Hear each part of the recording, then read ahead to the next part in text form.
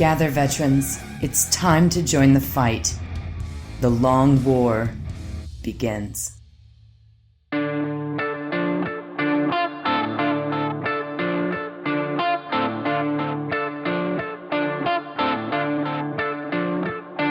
This is The Long War. I'm Rob Baer, and joining me once again are my partners in crime, Kenny Boucher, Mike Haspil, and Wyatt Turk. What's up, guys? Yo, dog, great to be here. Greetings and felicitations. Hey, what's up, everybody? I'm just really glad I didn't mess up that intro. Good job. Thanks. What episode is this? 200? I only know after I publish them because I go to the last post, copy and paste the title from that, paste it into the new one, and change the number. So I do not fucking know. Close to 300? Mm-hmm. There it is. Plus like 180 before that. Podcast that shall not be named. Those are the days.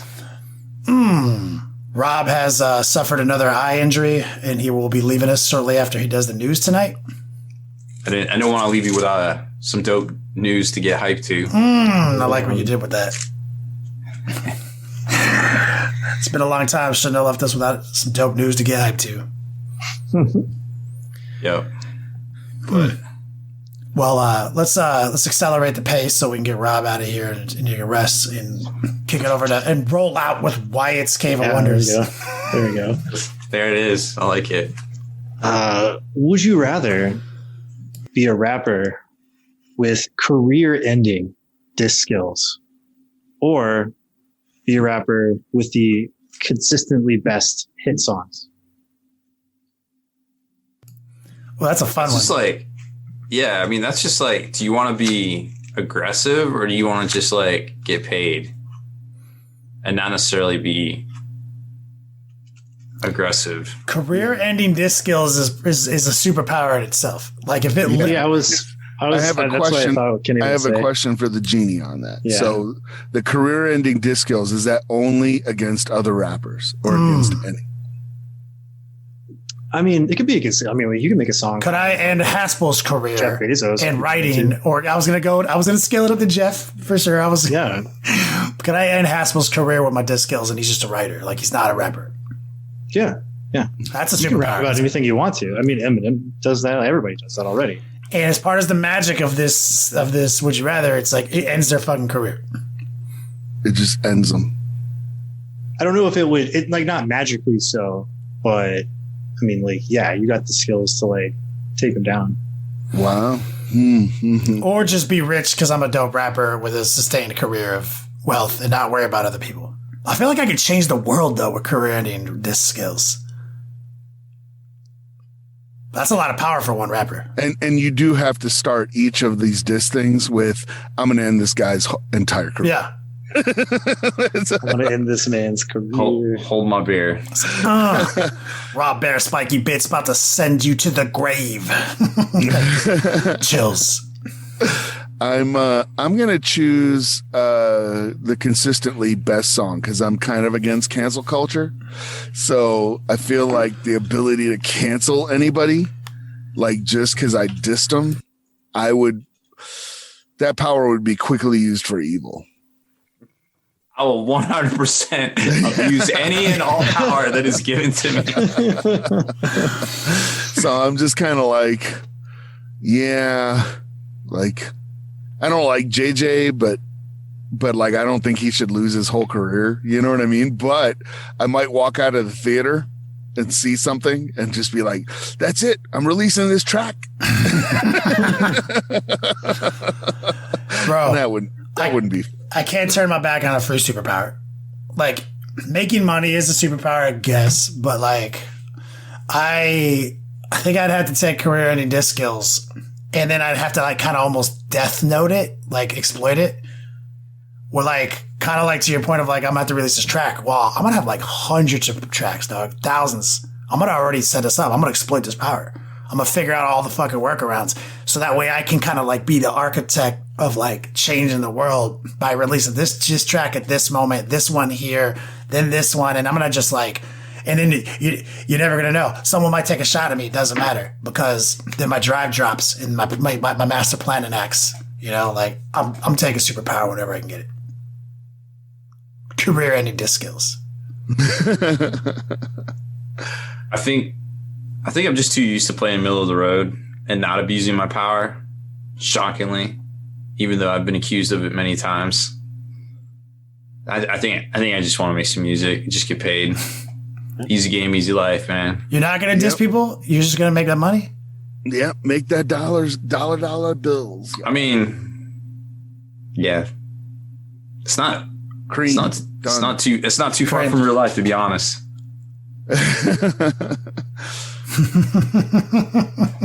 There's a lot of shit I have kept under wraps for a long time. I don't know. In this scenario, like, maybe it'd be fun to flip the script and just straight drop bombs. I don't know. word to your mom, I came to drop bombs. You see what I did there? Well, I'm gonna be basically the Steelheart, going back to Brandon Sanderson on that one, of this New Chicago. I'm gonna run this shit. Like, I'm gonna develop this set of skills to such a prolific state that I'll be able to just stop you in your tracks with my freestyles. You know what I mean? Oh my God. I mean, they're always fun to listen to. Like, your like legs will be shaking. Like, oh no, it's too much. I'm extrapolating this to, like, you know, Thanos showing up and everyone's just getting their ass kicked and Kenny just walks up and just drops a rhyme and Thanos is like, wow, like, I have to go home and rethink my life. It was savage. Like, hey, Haspil, drop a sick beat right now. I'm about to end this guy. This isn't a game, Thanos. This is the end. He's been like, oh no, you used the name of the movie in the rap. I'm already fucked.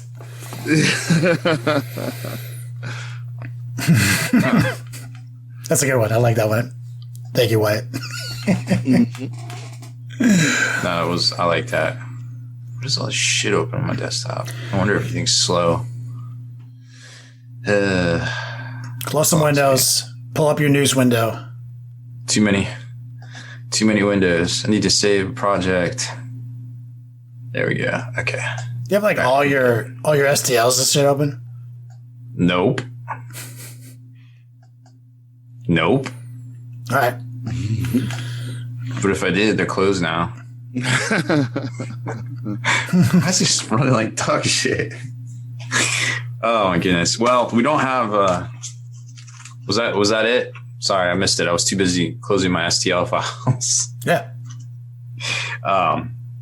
We don't have definitive new releases, I suppose, with pricing and such, but we do know that the Pain and Purity box is going to go on pre-order the 20th for Dark Eldar and that soon, huh? Kari and Sisters. Yes, it looks like it. So Palantine and Lilith headlining that box there. But what I'm not sure of, it's interesting that they're doing that week on pre-order, and then on the 27th, they said the Dark Eldar Codex is going to go on pre-order. We assume Lilith, and well, she won't come out separately, but maybe there'll be other stuff for Dark Eldar. So are they going to do like a 2-week pre-order for the box, or is that going to come out? Because I find it weird, and this was the old Games Workshop from 5th edition, where it's in some of 6th, where they would put out releases before the book came out, and the book, it would be week 1 would be like 2 boxes, week 2 would be 2 more boxes, week 3 would be the last box, and then week 4 would be the book. And when you buy the book, you're like, oh crap, all of these releases suck, I'm not going to play with any of these in my army. And that was like super feel badsies for people. So I find it kind of weird that they're going to put out the Dark Eldar combo box before the Dark Eldar Codex. So I'm hoping, and sometimes they do this, they do it with like Necromunda and Blood Bowl. They do like a 2-week pre-order. They put it on pre-order and then it comes out in 2 weeks. Mm-hmm. And that would line up with the Codex book. But I don't know. And they haven't really said. Mm-hmm. But either way, we'll see some new releases towards the end of the month, at least, whether it's actually comes out in April or one comes out 1 week, the last week of March and the first week of April. We don't know yet, but that is what we do know. That is going to hurt my wallet. What? Because of the sisters box? Yeah. Oh, you do Dark Eldar too. Well, I don't. I used to I got out in 5th, but this might be the breaking the seal back into the Dark Eldar. So I love me some Lilith. I used to run a Lilith witch cult back in the day. Oh, I remember that when it was like half the weapon skill if they used the witch weapons. Yeah, it was just They had a 4-up invul too in combat. Yeah. Wondering what I think there's some rules for her they're not telling us, because like There's got to be. On paper what they showed us, I was like, Lilith's not that good. She looked pretty bad actually. Like dogs, she's gonna get dogpiled by Primaris. Like that. Like I'm like, I don't know. Yeah, and she can't be that. She needs to be like a dynamo of just pure terror. Who just, she does get to swing twice, but that's not enough. Like she not with those it's stats. like because wasn't her? It's like strength 3 -2 AP for 1 damage. Mm-hmm. Yeah, with nothing else part of it. So I was like, there's got to be something else. Like she always combat moves on drugs 2, or something. Well, her fluff is she doesn't do drugs. You're right. Yeah. What? Got a whack ass straight edge Dark Eldar doesn't do drugs. That's her she edge. Didn't need to. That's her edge. Yeah, she didn't need to. She was that good. Yep. Like, so you need to be able to drop her at like 5 Primaris and have her ace them. Like, yeah, because if not, supposed to be, that's the fluff, or maybe a witch buff. Like, I don't know. There's got to be something else that she has. Like, well, Mortarion was the same way, so maybe it's gonna be tied to like warlord traits and stuff like that. maybe. Well, I mean, stratagems or something. We're basically going to get this stuff baby fed to us over the next 2 weeks. I mean, remember, like, we didn't know Mortarion had a 5 of Feel No Pain because it wasn't in his abilities until the last day because he has 3 warlord traits. And we now know that those warlord traits are where those extra abilities came from. So they're now thinking about that and thinking about what you guys are saying. Guaranteed she's going to have some gangster shit. Oh, she has to, because otherwise she'll be irrelevant. Like straight up, but I don't think they'll let that happen. So that'll be a cool set. Hopefully it comes out. The last ones, we did a pricing breakdown already on the site. I think as long as they keep it right around the $170 price point, like the last 2 boxes were, I think there's going to be pretty good value in there for folks. If not, yikes. I think they're going to have a tough time with it, especially after Pariah Nexus. Yeah, we can talk about that a little bit. When you're done, we can talk. Yeah, absolutely. I'd love to talk about some. Let me just get some of this stuff out here. So Vermintide 2 announced that the Chaos Waste DLC would be out in April. Looks pretty cool. Don't know if it ties in with Total War stuff, but potentially it might be kind of trying to cross, Infinity War, the stuff across different video games, which would be kind of cool. Of course, they're different studios and stuff, but dropping similar content at the same time. So is a bonus, right? I think that would be pretty cool. The animations. It looks like G-Dub snapped up and made a bunch of the animation brands, figureheads, artists, independent studios, independent people official now. So Astartes definitely probably heard of that. They're official now. Mm-hmm. They're going to be part of Warhammer Animation. The folks behind Exodite, Codex Films, I think they did the Templar one, and was it Paxel? Yeah, there's Studios. An Iron Hands one too. Yeah, that was so 4 studios getting a nod and going to be part of G-Dub or whatever. We don't know what that means, but I assume that they'll have access to resources and maybe bigger budgets, be able to focus on that entirely, which is pretty cool to see. People practicing their art and basically crowdfunding and then that's a big deal for GW. Yeah, that's great to see for artists out there because it'll encourage a lot more folks to do such things. I mean, these dudes are making their money on Patreon anyway. It's a big deal and a smart move by GW. Because they've always kind of been lacking in that department, and they've made a lot of career mistakes in that department. And it's always kind of seemed obvious, I think, to like just source the talent that already exists that's clearly making the stuff. And from them to not like go to the C&D position and rather go to the olive branch position, that is an incredibly intelligent Very, strategy. very good move. And that's what I was going to talk about in my Haspil score. So, shit. Well, why don't we do a side quest? Haspil, go right now. No, well, what I was going to point out was that there are other studios that have gone the wrong way in the past. And I was very thrilled to see that GW put out like, hey, if you reach a certain standard and you adhere to sort of the canon that we've established and the ground rules that we've established, you get to play in our sandbox, like officially. And that's really, really cool. Unfortunately, some other studios like Lucasfilm used to do that. They used to have a contest for fan films back in the day, that you had to follow certain rules. Isn't there a fan film with you in it? There might be. They're out there doing some ninja moves with some lightsabers. I've done a pretty good job of scouring the internet and taking them all down, but there might be some stuff out there still. It's like 20 years old now. But they used to do stuff like that. Now they weren't like official.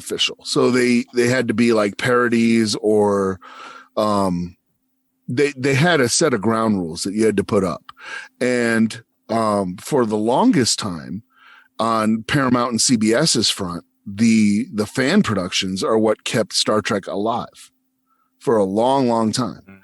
And with, Axanar, with, we all know Alec, they came down hard on that, and they killed like, if I were them, I would have gone and just bought Star Trek Continues. The quality of that fan production is as good as any third season TOS episode. I would put them up against any of those. They're just as good. So, but they instead, see, indeed, everybody, you're not allowed to make a fan film longer than 15 minutes long. You can't use anybody who was ever associated with official Star Trek. A lot of rules like that. And they squashed a lot of fan productions that were keeping things going, like people that were very, very passionate to the point that they rebuilt, entire sets, like recreated stuff. So for GW to do this, because they were just like, hey, these fan productions are of the ones that are high enough quality, you know what I mean, are giving the fans what we want. We want to see the 40K universe brought to life.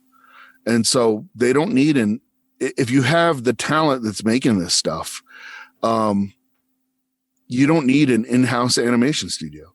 I mean, if you want to do the Eisenhorn TV show and everything, by all means, continue to do that. But when you have like stuff like Astartes out there, just leverage that.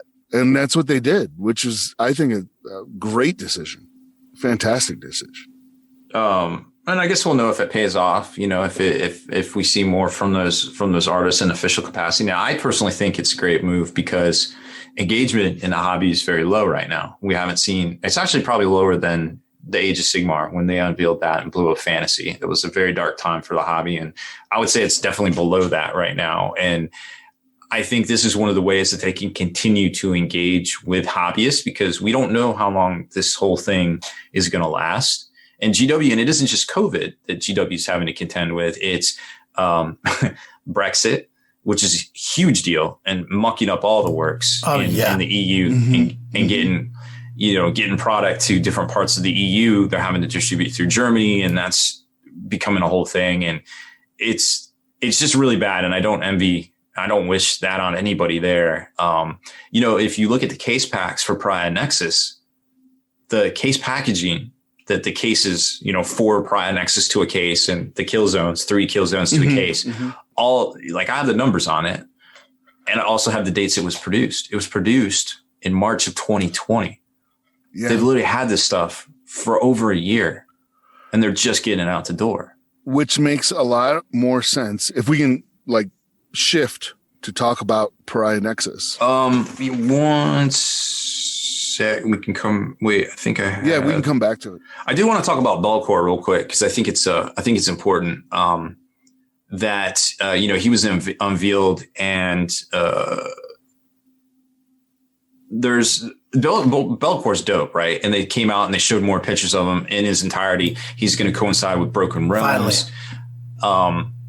Broken Realms Bellacore is coming after Teclis. So there's going to be at least 3 Broken Realms books, which, if you remember, they did the same thing with End Times. They came out with 4 End Time books. Then they blew up the old world, rebooted it into Age of Sigmar. So we're probably going to see a new edition of Age of Sigmar later in the year. It's probably not going to happen in summer. It's probably going to happen in the fall. But back to Bellacore, they showed a couple of pictures of him. He sizes up to a Bloodthirster. So he's probably on 100 to 110 mil base. He's, which also the Lord of Change next to him in the same picture was on 100 mil base. There's a couple of distinct features about him that looks like he comes with extra bits in the kit. So there's little danglies of like Astartes helmets and laurels. And there's even like a skull with a Bionic eye hanging from him. And of course, he's got the 2 different casualties on his base. One's a Chaos Warrior. One's a Ultramarine. Ultramarine. Yeah. Primary Lieutenant. Yep. And he also has, if you might not have noticed it, he also has 2 different heads and 2 different left arms that we know for sure right now. So this is going to be a dual kit. You know, a lot of the Greater Demons come out and they make 2 different versions, right? Well, the Bloodthirster made 3, but Bloodthirsters, I could fill a whole episode about the Bloodthirster and how it led to so many different things at Games Workshop, but that's not today. Bloodthirster is a very important kit in the evolution of Games Workshop and a lot of the events in the mid 2010, but that's not today. So like all the other kits make 2 different models. So Bellacore basically it took that a step further. It makes 2 different models for 2 different product lines. So it has a completely different reach as far as pricing goes. And remember, the Greater Demons just went up to $140 last year during the summer from $115. Well, one of them was $130. The rest of them were $115. Now they're all $140. So chances are Bellacore is going to be between $140 and $160. Ouch. There's a good possibility because he mirrors everything about the Greater Demons exactly. Model looks amazing. Oh, for sure. So I'm very pleased with that model. Yes. Yeah, I think they did a very good job with it. I had to take a double take on that scale reference people were showing. I was like, wait, is this really? Holy shit. Because I think everyone, Bellacore was near to them because that was like one of our first Demon Prince kits, right? And he was super sick. But he doesn't, scale wise, he doesn't hold up. He's even still sick today, but he's just tiny. He's on a 40 mil base. He's tiny. Yeah. He's a baby. You know, and so adorable. Seeing it looked just like him, but gigantic. Yeah. Fuck yeah. Yep. So I think that's going to be a big thing to look out for. Also, to your point on the studio stuff, the GW didn't really talk about it widely, but they hired was it Finn Arnson, I think his name was, from formerly of Turner Broadcasting and Hasbro Studios, to head up this whole new direction thing. Yeah, in their whole thing. And he reports directly to the executive vice president of licensing. So they're really wiring this in to kind of fast track it. It seems like a smart choice. Get somebody who's in that business of show running and stuff to get them on track. I'm starting to think that Eisenhorn maybe not happening. I don't know about you guys, but it's been I understand all the extenuating circumstances and everything, but Kenny, you know how it goes sometimes where you can say all the right things, do all the right things, get all the documents signed, have all the handshake agreements, start announcing stuff, and then shows just don't get made. That happens. Yeah, that happens all the time. That's more likely to be the result than making your movie. Or making so I think maybe the reason that they're going so hard in these animated projects and getting this outside talent is because Eisenhorn may not be happening. Well, we know they have at least 2 of their in-house things in the pipe, done, that they haven't released yet too. So I think there's more stuff coming. I'm still keeping the hope alive that Eisenhorn might be happening. Oh, same here. I want it to happen. I really do. But I'm starting to get that feeling maybe they, because we haven't seen anything about the Blood Angels stuff coming out, and we know they're doing that. See, I'm wondering what it could be because, well, I don't think they're going to set up some type of proprietary streaming website. I don't think they're going to. They said it was going to be on Saturday Saturday morning. One of the channels. What on TV or yeah. what is the Saturday morning? What is that? They definitely said Saturday morning at some point. Like, I don't know what that is. Like, is there Saturday morning at Hulu? Is there Saturday morning at Amazon? I don't know, but like, I didn't even think there was Saturday morning What I was thinking anymore. is there one of the reasons this might be taking a while is they might be still trying to set up deals with one of the big like streaming platforms to host this stuff. Yeah, I just figured it'd be on Amazon because the showrunner from Eisenhorn. Yeah, that made a lot of sense Amazon. when that was fresh. But who knows at this point? Yeah, who knows? Yeah, a lot has changed in the past year and a half, or year and 3 months for sure. In the last 5 years. Yes, that's what I meant. 84 that's years. what I meant to say. So Haspil, go ahead. I was just going to say, Haspil, you got a Pariah Nexus, huh? I did. I picked it up, and it makes a lot more sense when you say that this stuff was built in like 2020, that it's a year old. The contents of it, first of all, I will say this. If you don't play Kill Team and you pick up Pariah Nexus to box break it, you get what you deserve. I will say that right away. Pariah Nexus is sort of worth it if you play Kill Team. There is a book in there that is essentially all the new Space Marine data sheets and all the new Necron data sheets for Kill Team. I highly suspect that book is going to get released by itself. For sure. Because it has that content. And if you don't have that book, you can't use the majority of the models that come in Indomitus. You can't use them. So in Kill Team. So if you didn't pick up Pariah Nexus, you're not using the new Indomitus stuff in your Kill Team. Mm-hmm. I'm a little bit disappointed in the value when in the past couple of shows, Rob had said the price point's $160. And I was totally on board with that because I was under the impression it was a new starter. So I literally thought it was coming with an updated Kill Team manual. And I just thought they're going to include all the data sheets for Indomitus in this new updated Kill Team manual, which implies the rules, all that stuff. The book that it comes with is not an updated Kill Team manual, as in it does not include the core rules for Kill Team. You still need the core rules.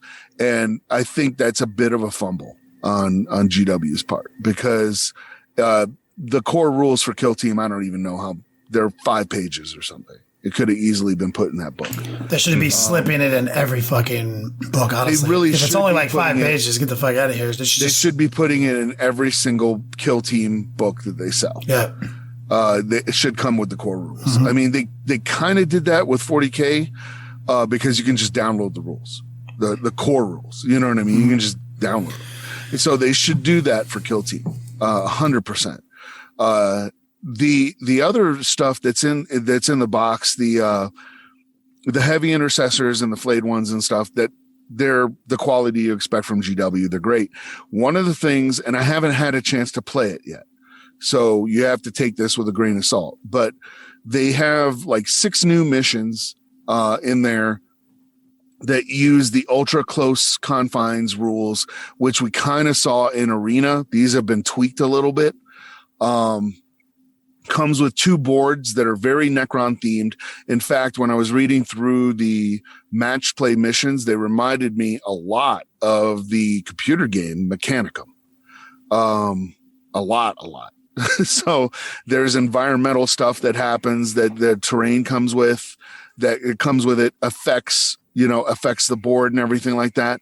But it's fairly even. The whole game reminds me of Arena. It is fairly even. They do have 2 narrative missions where you use the heavy intercessors and the flayed ones with the chronomancer. And to my eyes right now, they look really, really one-sided towards the heavy intercessors. I was looking at it. Like I said, I haven't played it yet. There is one of the missions where The intercessors have to rig a certain piece of terrain. It's a rule called rig to blow. That one, I think the Necrons can win. They're going to have to be super cagey and really, really sneaky, but I think they could turn the tide on that one. But there's the other one. I was like, this is rough for a narrative mission. Like, I don't see how the Marines would lose. And I could be wrong. Haven't actually laid it out to play. The one thing that I'm totally going to buy more of, is the Necron terrain that it comes with. It's really, really great terrain. It's like monocast, kind of indestructible. But Honky. Yeah. But if you don't play Kill Team, it is scatter terrain. So in Kill Team, it matters, right? Any part of you that's obscured, it starts affecting, your survival rate, really. So it's like, and I definitely want some of this stuff to make like a Necron display board. So I'll be picking up more of that stuff once it gets a lot cheaper on eBay. I'm sure people are box breaking them. Oh yeah. And they're not really going to sell this stuff because it's not worth it for $40K. No, if it's not worth it for $40K, that means the price will go down on those boxes. It'll go down dramatically. Well, it's really sad that the box is such a paywall for so many reasons. It's a paywall for the flayed ones. It's a paywall for the heavy intercessors. It's a paywall for the Kill Team players that want that content to get those rules for everything Marines and Necrons since Indominus. Like, it's like a three-way trap / paywall. It kind of is. And I'm disappointed that they didn't put the core rules in there, Mike, just to go back on that based on what like Rob's saying. At first I was like, it's kind of a hot take, but like I'm remembering now that you just said, it's like they don't even have, like, if it's 5 pages, I mean, could you just print like a quick start, like condensed version? Like, man, it's like, because now you're telling me also, like, what if that's the first thing that got me hype on Kill Team and I go pick that up and it's like, wait. And that could actually happen, because when people walk into the store, they're going to be like, hey, what's this Kill Team thing?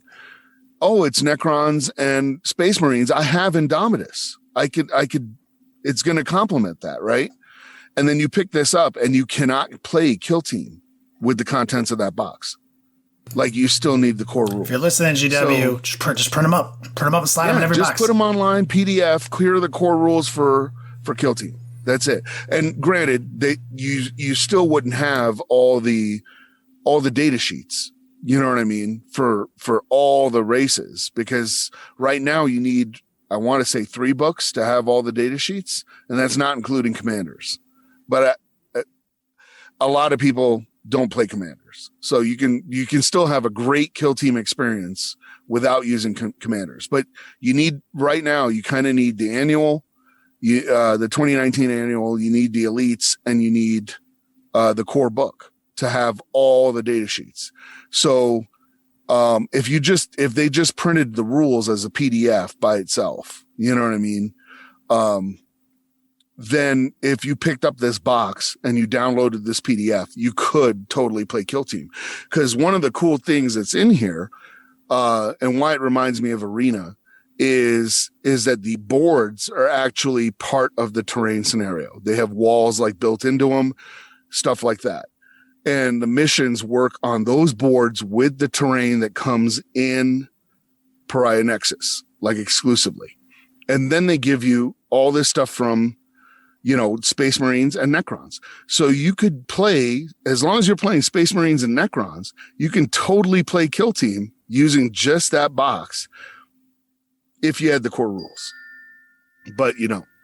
So, and come to think of it, I don't think it included like the regular other starter stuff, like the cheap measure, dice, stuff like that. I think it just had cards in it. Mm-hmm. And the 2 new boards, which are pretty sweet, the Necron terrain, which I adored. I loved it. I'm like, I can't wait to pick this stuff up. But it is on the scatter terrain range of things. You know what I mean? Yeah, that's why why that terrain is going to box break, be useless to 40K players. You're not using this in even combat. I just don't think I just don't, and I noticed that the past couple of weeks, I just don't think that book and that terrain and that board is worth the $90 that they tried to get for Arena back in 2019 or 20, I forget. And I don't think it's worth much more than the book. I feel it's a value to me. It's a value add to the book. So, if I personally value it at $50, but I think GW values it at 90. But, that's just the case. Like, at the end of the day, aside from the models, right, that are in there, it is essentially Arena. Yeah. But with 100%. a Necron theme to it. Yeah. They're like, oh, instead of, in a compound, you're inside, or was it building? I think this time you're inside the underground bunkers. Or something. You're in a tomb. Yeah. And they have a sweet story talking about how the Ultramarines go in there and there's a narrative arc to this thing explaining how they go into the tomb, which is really cool. But and I do think that the one where the Marines have to rig stuff to blow, I think that could be a lot of fun and with a lot of replay value there. Yeah. But yeah, I was a little disappointed. I wasn't salty, but I will say I wasn't salty because I have hobby dollars to spend. If I was somebody who just blew all their hobby dollars on this box, I would be salty. Well said. That's yeah, I think that's again, if there's a value for you, buy it. It's a value for Haspil, so we bought it. If it's not a value for you, don't buy it. And the more we don't buy it, the more. I mean, when every single YouTube channel is like panning this box, probably the first time in the history of ever. I did not know that. Yeah, it's in some in pretty awesome ways. Like if you watch one of the videos, definitely check out Brent from Guru Town because he reviewed the box. He did a review. He's my favorite. He's my favorite. I didn't see it. I have to go see it. He literally did a box review. Wow. Yeah, I was a little disappointed. I'm not going to lie. I did pick up, and that introduces a whole other thing, right? And I didn't know about this until I was talking to Rob. The first time around when they released the kill zones, I sat on them because if you guys remember, there was a game that came out and it was very, very short-lived called Shadow War Armageddon. And it came out with dope, like sick terrain. Less than a year later, Kill Teams came out.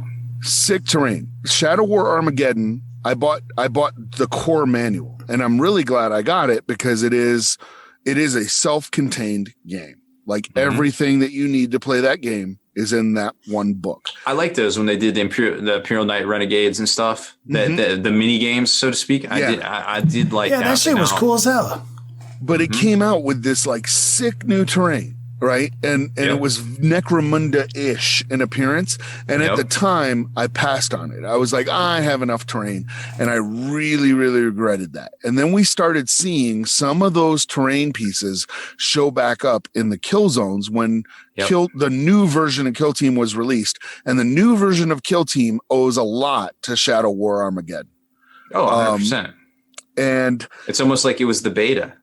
Yeah. And I passed on a lot of those terrain boxes again, because I was like, man, I got more terrain than I know what to do with.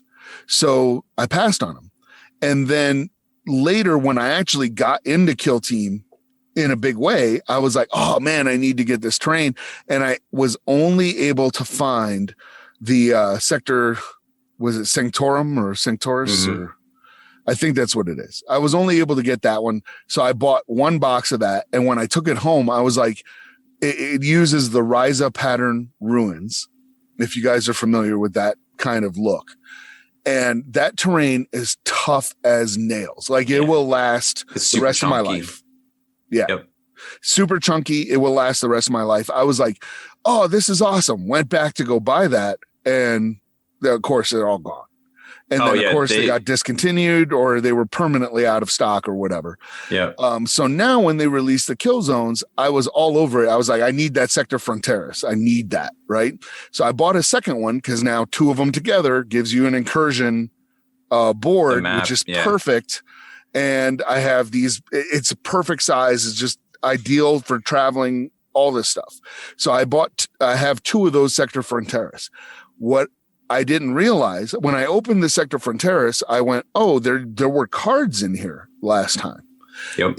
But now I understand, hey, that's in the Killzone book. So they didn't put the cards in because they wanted to sell you a book the Killzone to go book. with the content that came in the boxes The last time, right. the last time for free. But all the stuff was in there. All the stuff was in there. I was like, nope, this is identical. It's the same. And then I found out that's not the case for the other 2. For the other ones. It's bad. Like there is no way to sugarcoat this, y'all. They straight bait and switch people.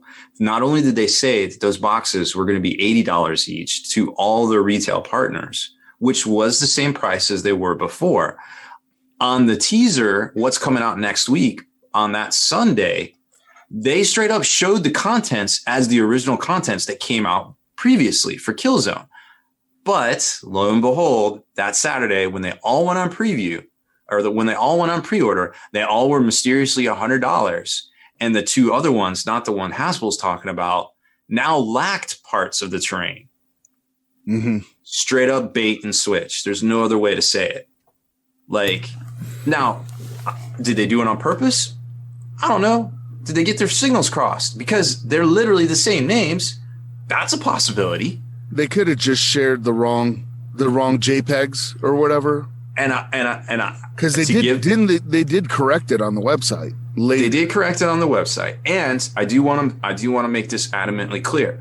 UPCs actually cost money. Like if you want to own a UPC for a product, that costs money. Games Workshop recycles their UPCs, which is why a lot of times the UPCs are wrong on certain boxes. They get them mixed up, and then the retailer's trying to put them in their point of sale system. They're like, "This is a Lehman Russ battle tank." No, it's a Space Marine Executioner. Like, so I'm not saying it was done nefariously.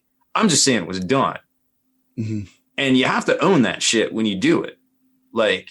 You just say you're sorry. Just like, yo, we messed up. We're sorry. Like, because then it just adds fuel to the fire. And I'm not even sure if this department knew this department and this department talked to this department, but it was done. And it's just a bad look. It's just a straight up bad look. Because you already got this rest of the release, Pariah Nexus, that people are already upset about. And then you go and do stuff like that. It's just like, come on, guys. You're better than this. I feel like they are, but I think it's like, honestly, I think it's a signals crossing because there's so many similar names. I get super confused a lot of the times, and I do see them recycling pictures a lot that are the wrong pictures. Because if you have a limited staff of graphic designers working with a team leader, like a web developer, to update these things, signals can get crossed, man, and you got to get on top of it. Well, you just get in your hard drive and you're like, oh, I need the JPEG for Sector Fronteras. Yeah. So you just find, there it is. And you threw it in the website. And it's the one from the last time, which I could kind of understand that it was an outstanding value. Well, Sector Fronteras, I will tell you, is still an outstanding value. It's still really good. Even at $20 more? Yeah. Yeah, dude, that terrain will last you the rest of your hobbying life. I'm not even joking. It is not frail. You could take it. You could just throw it in a box, let it get beat up. It's not going, short of a fire, it's not going anywhere. It is tough. It's real thick, boxy plastic. Like it's not going anywhere. Now the other stuff, the Sector Mechanicum, I think it was called. I don't know that it's as good a value. When it originally came out with that huge reactor thing. And I may be getting the names wrong. So you'll have to double check. That's what happens with this naming convention, GW. It came out with this like huge reactor thing and a bunch of pipes and all this. The galvanic magnevent? Like the Vertigus terrain. Yeah. Which the Vertigus terrain, if you can find a box of that, that's a ridiculous deal. It's all push fit too. It is. It is super amazing. Nice. But yeah, they took out that big reactor thing. Yep. So all you're getting are the pipes, and some other pieces. So I would just the Promethean relay or whatever. I don't know what it was that's what called. they're It was- called. I'm just throwing names out there, dog, because like I know they're all this. I don't know. Chances are you'll hit one. Yeah. But the Sector Fronteras stuff is Yeah. essentially the same as the original release, except it doesn't have the cards in it. Right, because it's all in the Killzone book. But Yeah. I don't know. Well, Anyway, that was my 2 Yeah. cents on that.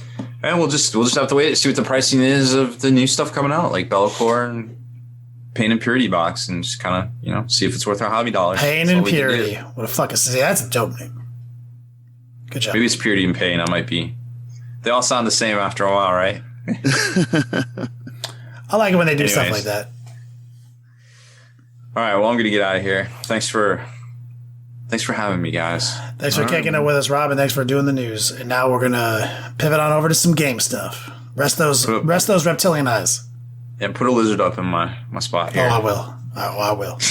I already had it ready. You have a picture of like a guy from V with like half his face coming off. Oh gosh, this is what I get. What do I do? I just press the leave button? Okay, I'm out. Bye. Later. I'm looking for the. Oh, here's the lizard. This is the one I'm going to use. All right.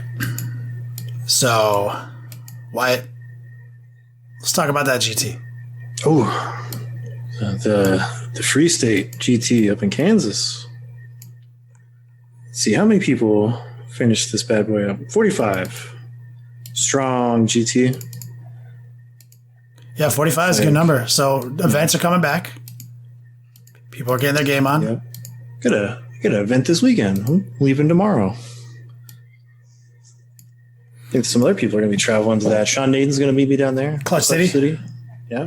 Nick Nanavati's coming out. Another big name. Nice.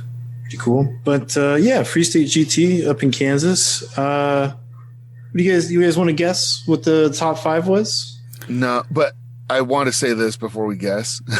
It's like the tournament players are coming out again. Nature is healing. They do travel in herds. If I was just going to guess, I would say like Space Marines and Death Guard. You would be wrong. Be wrong. There was not a single Space Marines in the top 5. Not a one. Necrons. What about Death Guard? Necrons and Grey Knights. So sorry. So sorry. There was only one Space Marines in the top 10 of this, and he was 10th place. So top 5 was Orks in first place, Adeptus Custodes in second place, Drukari in third, Nice. another Orks in fourth place, and Chaos in fifth place. Not nice. There were 2 Death Guard in the top 10. They were 6 and 7. But then, Gene Stealer Colt, which is crazy Wow, because wasn't there nice. just this huge internet poll tier list that it's impossible to end up in the top 10 with Gene Stealer Colt right now because they are so bad. It's impossible. Couldn't have happened. But, This is they're this is number 8, incredible. Top 10 at a 45-man GT. How about that? And Azur Yanni in 9th place. Who's that? Craft World Builder. Craft Azur World Yanni. Builder. I think it also includes an Ari keyword as well. Azur Yanni, I think, is those 2. Okay. I don't know. Yeah. I haven't paid attention to him in a long time. But yeah, so let's see. Oh. App. There we go. Let's talk about this orc list that pulled it out. Yeah. Pretty interesting orc list. Very similar to what we've been seeing, where it's got a bunch of the buggies. So let's see. So a patrol of Death Skull. Got a war boss on war bike, pretty standard. Some Gretchen and 2 units of commandos. We've seen that before. We want that pre scout move or scout deployment for the commandos. Very helpful. Commando is real strong. Got Megatrack scrap jets. Got How 3 many? of those? 3 of 3 units of 3 or like No, just a unit of 3. A squadron of 3 of them. Yeah, that's getting popular. Mm-hmm. Oh, this one has some Def Dreads in it. You don't see those every day, but handful of Def Dreads. And Cannon Wagon. I think it's a Forge-World variant on the big truck, right? I haven't even seen that played before. Cannon Wagon. A couple of Flyers. Burn Obamas. And this list has got Thraka in it, which we haven't seen a whole lot of, but got Gazgul up in there. Some more Gretchen, got a Pain Boy, and 5 Smash Guns. 5 Smash Guns. So yeah, we've seen this list before, pretty much. Yeah, there's different iterations on it with primarily like troops as Gretchen, so you can have more points for other things like commandos and Storm Boys, things like that. The buggies in large numbers have been doing well. But it's definitely interesting to see the Def Dreads and Gazgul in the list. Those are super, super cool. Like Smash Guns are pretty standard. Been doing what Smash Guns do past couple of years. Smash Guns have been super sexy. So, I mean, he pulled it out. Do we have any data on like who he beat? I can find out.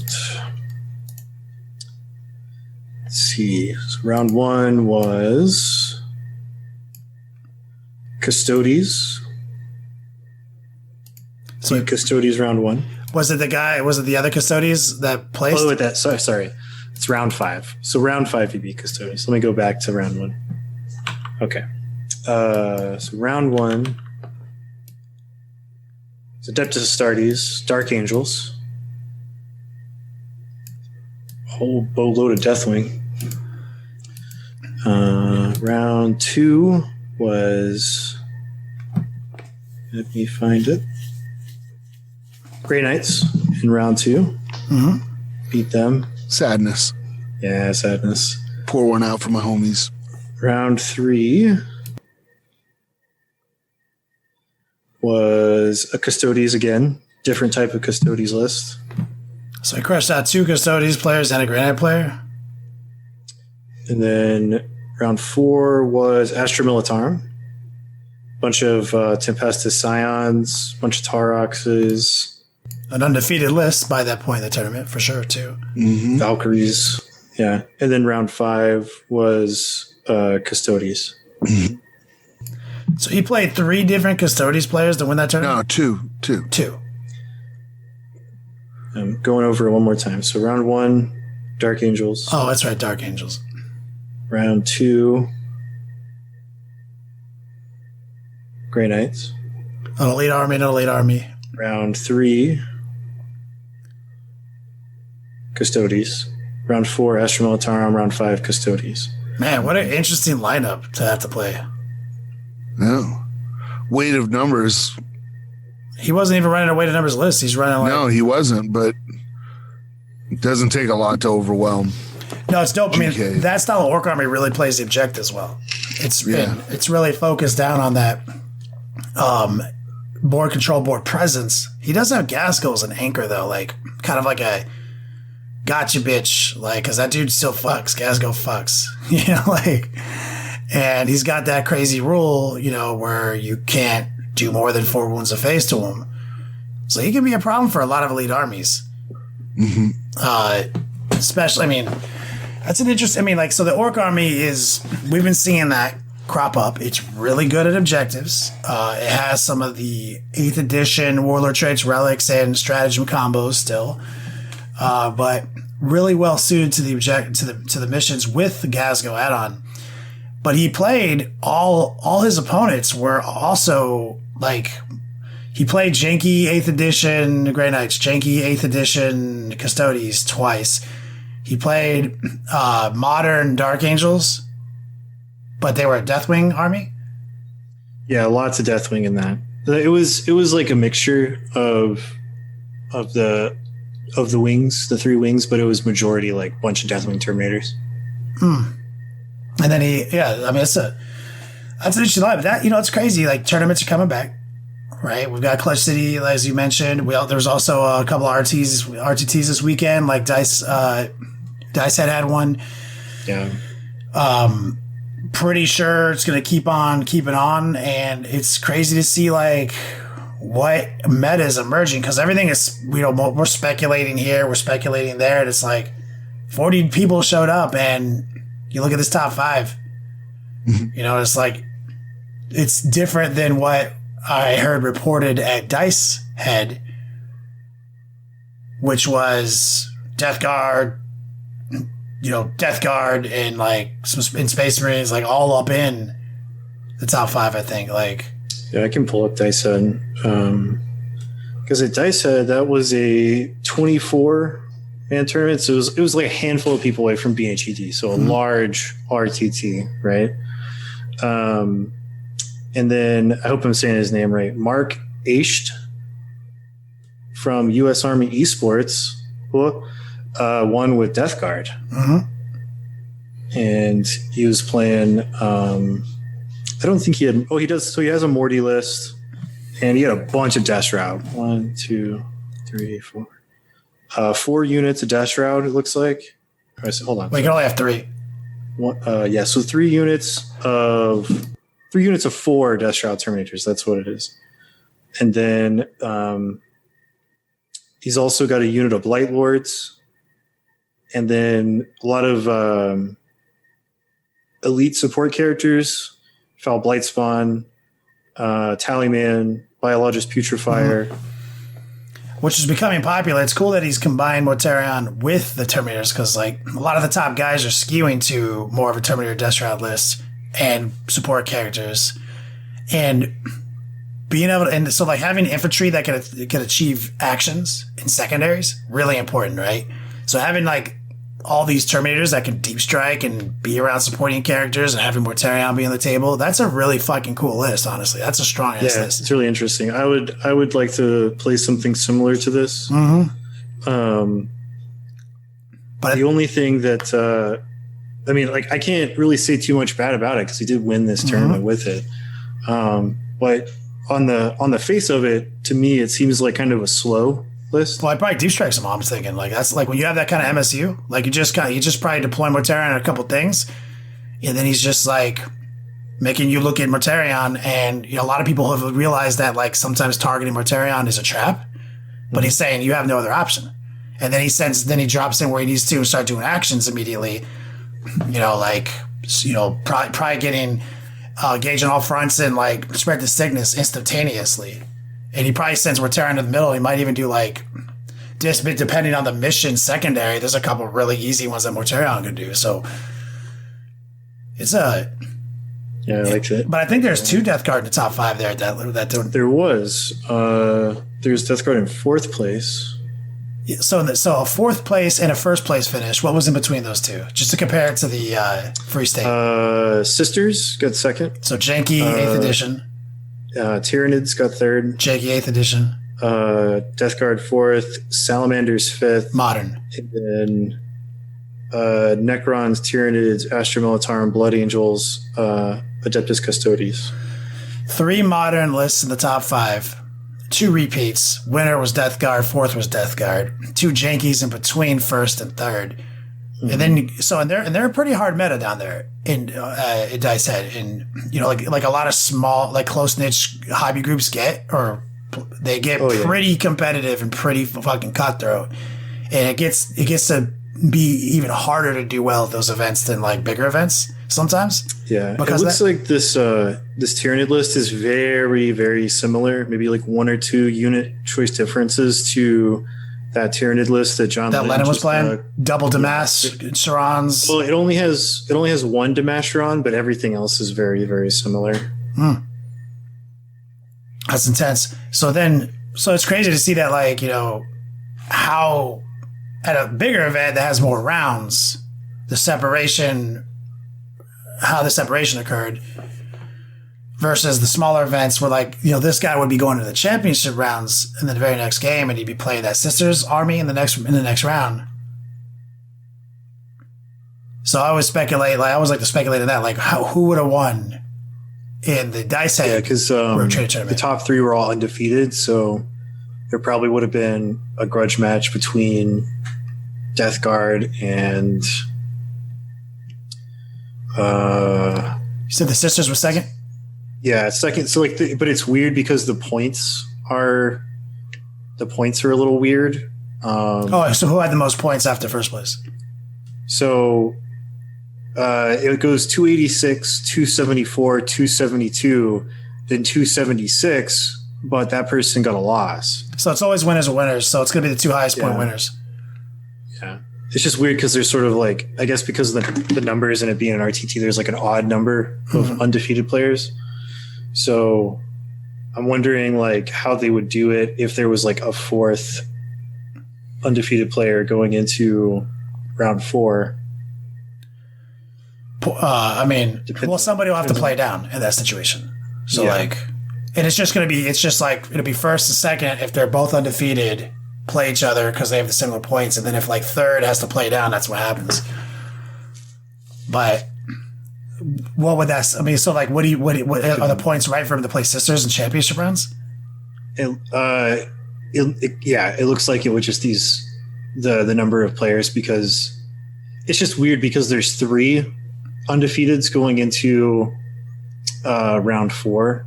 So I think it would work out that in round 4 they'd play the sisters player and then go from there depending on what happened. I always like to figure out like if it did have 5 rounds, because this is a Celestine sisters list. It's got Celestine and the Triumph of St. Catherine in it. What? Assassin. Whoa. Bunch of Battle Sisters, Image of Fire, bunch of Repenches, a couple of units of Seraphim, and 2 units of Retributors. So just like on paper, I'm looking at this, and if the Death Guard player can get rid of those Retributors, because there's no rhinos in this. Yeah, there's no rhinos. So if he gets rid of those Retributors, and doesn't get charged by the if he can control the charge engagements with the Seraphim and the Repentia, I think those Death Shrouds just clean. Yeah, because he's got stench vats, right, for his putrefy or for his malefic or Foul Blightspawn. Foul Blightspawn, yeah. I'm sure he does. I think he has the numbers, and also he probably has Ferric Blight floating around somewhere. Let's see. So Patrol of the Ferryman, and then Vanguard is the Inexorable. Mm-hmm. And so he's got Ferric Blight in there. So yeah, Man Reapers, they fuck with Ferric Blight. And and also going first because of Stench Vats. Yeah, I think that would be the important. And it's also good because the sisters player doesn't have any rhinos, those Retributors are super slow. It's fairly easy to outrange them. So he's not super at risk of Morty getting ganked by I think it would be let's see. So it's 10 shots coming out of them because they're all multi-meltas, and then you can make one of them shoot twice, so that's 20, and then another 10 from the other squad. So there's your 30 multi-melta shots. But with them only being 24-inch range, because they can only move 6 inches, it's fairly easy to outrange them. You won't get alpha. You won't get alpha, which is nice. And then all you got to do is just get stuck in. It is tight though. I can't guarantee the Death Guard will win that game, but that's tight. It's crazy to see how this is shaping up, man. Orks are still, 8th edition lists are still real powerful because there's also a Chaos army back to the Free City GT. So there's a Chaos in the top 5, right? Yes, there is, but I closed the app. Sorry. Let me open it back up. Just correlating these two events, these two different events, how wacky it's going to be to come back to the scene. How crazy because I think people are just playing what they want for the most part. Yeah, I think so too. There's a few things that are kind of quote unquote meta right now, just because they're so solid. But there's also like you said, like that weird interaction where like some stuff in the 9th edition with an 8th edition codex, they still have access to some of those wilder like wombo combo army lists that can still do really well. So let's check out our Chaos boy here. Yeah, Chaos is one of them. Chaos gives up some of those new statistics that we're getting. Oh, he's souping. Yeah, there you go. Souping Death Guard. So so he's got like Death Guard Ferryman Battalion, a couple of Playcasters, Cultist, Boxwalkers, 3 units of Death Shrouds, Blight Spawn, Tallyman, 2 Playburst Crawlers, and then he's got Morty. Oh, so it's mostly a Death Guard list. He's souping in a Sorcerer and some Cultists, probably just because he wants to. Death Hex and Warp Time. Yeah, Death Hex and Warp Time. So he loses out on Contagions, which... There's a primary example. Primary example of Chaos gangstiness. Yeah, like it's super solid. Like I personally would not walk away from Contagions, especially Morty's Contagions, because they're so good. I agree. So, I don't think it's. I don't think Death Hex and Warp Time are all that important right now. Yeah, because I mean, just looking at this, that's what 175 points. I mean, you could have gotten, I think, more useful things with 175 points. That's a third Plagueburst Crawler, baby, with entry Plagueburst Crawler right there, yeah. And we know how well 3 Plagueburst Crawlers and Morty does right now. I mean, that's what I would have done. That's some crazy shit, man. This is cool. I like this list too. I like the Plagueburst Crawlers because they're so solid. I could easily switch the list that you and I have been playtesting to this relatively easy. It's basically just getting rid of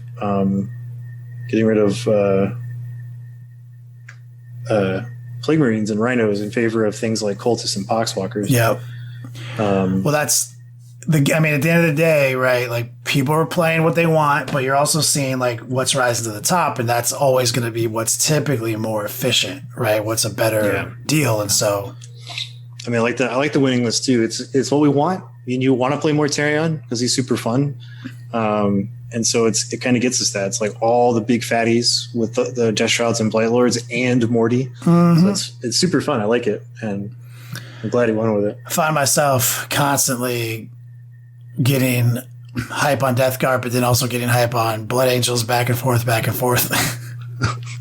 It is. We've been talking about the Space Marines stuff past couple of weeks, and like I came up with a new Ultramarines list that is a little something old, little something new with all the speeders, but also the good old RG Dreadnought Murder Ball, man. Like it's so solid. Just can't fucking wait. Man. But I'm pretty sure. But like this is good. These are all good signs, man. Right? Clutch City this weekend. Couple of tournaments last weekend. Pretty sure SoCal Open is going to happen in October. We think that Vegas team tournament from ITC is going to happen in September. It's all looking like it's on schedule to finally come back and happen. Yeah. So like, I've been the guy who's been like, don't even bother planning for that. Don't even bother planning for this. I've been that guy for the whole year, the whole last 12 months. But I actually am now. Okay, I think it's time to start planning. Yeah, we were talking about it in tactics, like maybe getting the band back together, going to that team tournament. Yeah, because it's going to be like an ATC. We think we're so lazy. I think it's an ATC style Vegas team tournament. It's like, ooh, we got to do a Blues Brothers like intro. Might have to come out of retirement. Yeah, that's what I'm saying. I'm telling you, dude. Yeah, dude. Yes, that's what I'm saying. We're gonna have to film the whole thing where we're all just driving around and getting the band back together. And like, what do they say? It's like we've got half a tank of gas. It's nighttime and we're wearing sunglasses. And we got to go 400 miles to Chicago. We got this. I'm truly thinking that's going to occur this year. Yes. But good coverage. We don't have a lot more to talk about beyond the news today. We had a dope Haspil's Corner. A solid Would You Rather. But Haspil, if you want to close this show out for us, you got any closing remarks? Anything legendary to say? right. Crude and slow, clansman. Your attack was no better than that of a clumsy child.